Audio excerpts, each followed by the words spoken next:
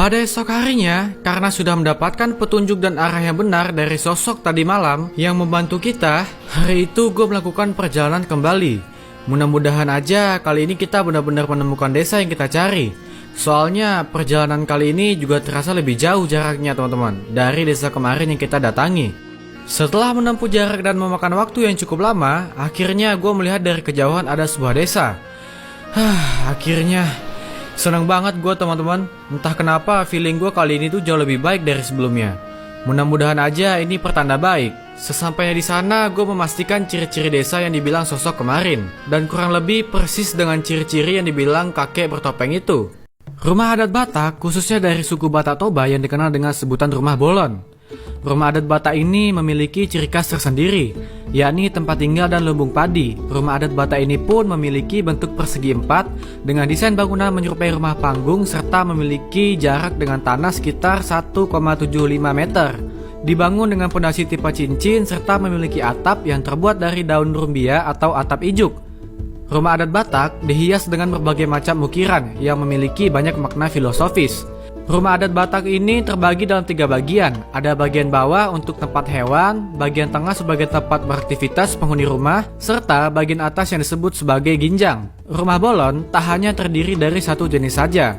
Rumah adat Batak ini terdiri dari berbagai macam jenis, mulai dari rumah bolon Toba, rumah bolon Karo, rumah bolon Mandailing, hingga rumah bolon Angkola, yang masing-masingnya memiliki karakter dan keunikannya tersendiri. Fakta menarik lainnya tentang rumah adat Batak ini adalah penggunaannya yang sempat dijadikan sebagai tempat tinggal para raja. Desain pada rumah adat Batak ini juga memiliki berbagai makna filosofis.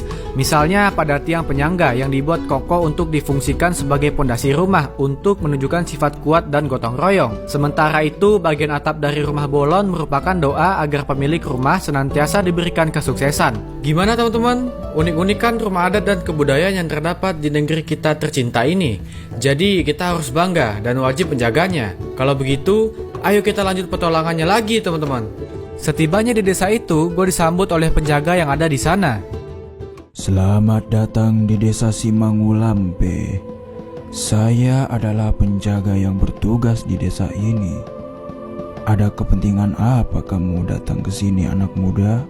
Permisi Pak, maksud saya datang ke sini adalah untuk mencari informasi mengenai keberadaan sahabat saya yang telah hilang. Siapa tahu saya bisa mendapatkan informasi di desa ini. Baiklah kalau begitu, saya akan mengizinkanmu untuk berada di desa ini. Kalau boleh tahu, sahabatmu itu seorang perempuan atau laki-laki? Dia seorang perempuan Pak, namanya Argani. Saya sudah lama terpisah dengannya, semenjak berpetualang di Pulau Jawa. Namun pada suatu hari saya kehilangannya. Tadinya kami bertiga, tapi terpisah karena sebuah tragedi.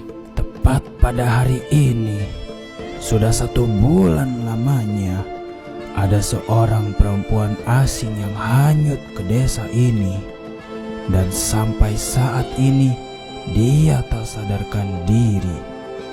Aku bisa mengantarkanmu ke rumah Tuan Putri, karena di sanalah perempuan itu sedang diobati. Kalau begitu, terima kasih Pak atas bantuannya.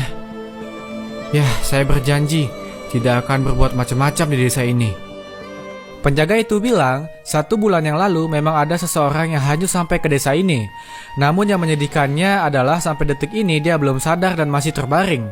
Dengan kemurahan hatinya, penjaga itu mengantarkan kita ke salah satu rumah yang ada di desa ini, agar kita bisa bertemu dengan orang yang dibilang tadi. Ketika memasuki rumah itu, gue disambut oleh seorang wanita cantik. Sepertinya dia adalah seorang putri di sini. Permisi Tuan Putri, maaf saya lancang masuk ke sini. Perkenalkan, saya Geza. Tujuan saya datang ke sini yaitu untuk bertemu dengan sosok perempuan yang sedang Putri rawat.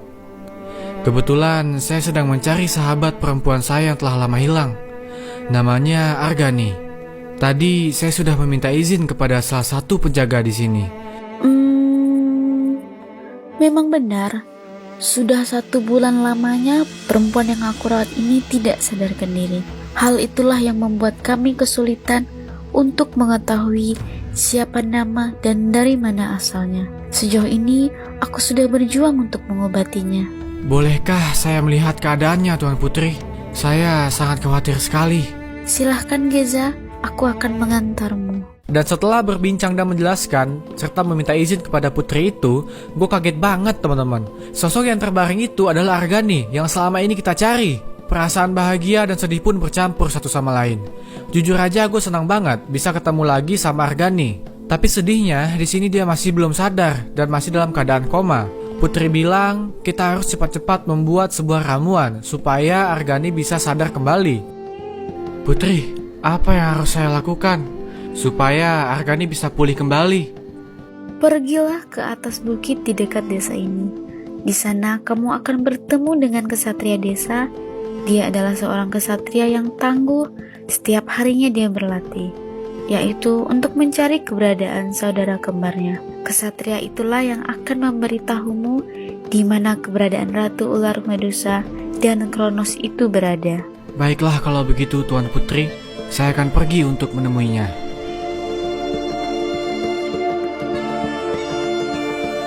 Ketika gue coba tanya cara membuat ramuan itu, Putri bilang kita harus mengalahkan Medusa dan mengambil kepalanya. Kemudian mengambil jantung dari Kronos yang ada di neraka bagian bawah. Singkat cerita, gue bertemu dengan kesatria desa, yaitu untuk mendapatkan informasi mengenai keberadaan Medusa, si Ratu Ular, dan Kronos. Selamat siang, kesatria desa. Perkenalkan, aku Geza. Aku mendengar kisahmu dari Tuan Putri. Kata Putri, kamu sangat tangguh sekali. Selamat siang anak muda. Benar sekali. Aku adalah seorang kesatria. Tadinya aku sering berkelana dan melewati banyak rintangan. Akan tetapi semua itu berhenti karena apa kesatria? waktu itu aku dan saudara kembarku selalu bersama. Dan sudah banyak peristiwa yang kami lalui bersama. Bahkan hampir merenggut nyawa kami berdua. Pada suatu hari, saudara kembarku sangatlah terobsesi untuk mendapatkan kekuatan yang abadi. Tadinya, aku sempat melarangnya untuk tidak pergi. Akan tetapi, semua sudah terlambat. Lalu, di mana saudara kembarmu itu sekarang? Dia pergi ke tempat kediaman Ratu Ular Medusa. Dan sampai saat ini, dia tidak pernah kembali. Aku turut berduka dengan kehilangan saudara kembarmu. Tapi, bolehkah kau memberitahuku di mana Medusa si Ratu Ular itu berada? Karena kebetulan aku membutuhkan kepalanya untuk dijadikan ramuan, yaitu untuk menolong sahabatku. Jangan. Kau tidak boleh pergi ke sana. Karena Ratu Ular Medusa itu bisa mengutuk makhluk hidup menjadi batu. Tidak apa-apa, kesatria. Semua ini aku lakukan demi sahabatku. Dan mungkin saja aku juga bisa menemukan saudara kembarmu yang telah lama hilang itu. Kamu tidak perlu khawatir. Aku sudah mempersiapkan semuanya untuk pergi ke sana. Baiklah kalau begitu.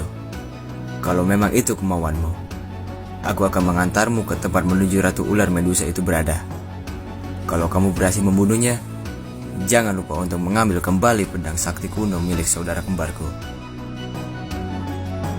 Setelah mendapatkan petunjuk dan arah dari kesatria tadi, di sini gue diantar ke sebuah cave yang ada di desa ini. Kesatria itu bilang kalau cave ini adalah salah satu jalan yang pernah dia tempuh bersama saudara kembarnya, yaitu untuk menuju keberadaan Medusa. Sebelum pergi, gue berpamitan kepada kesatria itu dan mengingat arahan yang diberikan untuk menghadapi Medusa si Ratu Ular itu, teman-teman. Ya, karena Medusa dia bisa mengutuk manusia menjadi batu. Dan di sini gue juga sudah berjanji kepada kesatria desa untuk mengambil pedang saudaranya yang gugur ketika melawan Medusa. Dengan penuh keberanian dan tekad yang kuat, gue mulai melangkah memasuki cave itu, teman-teman.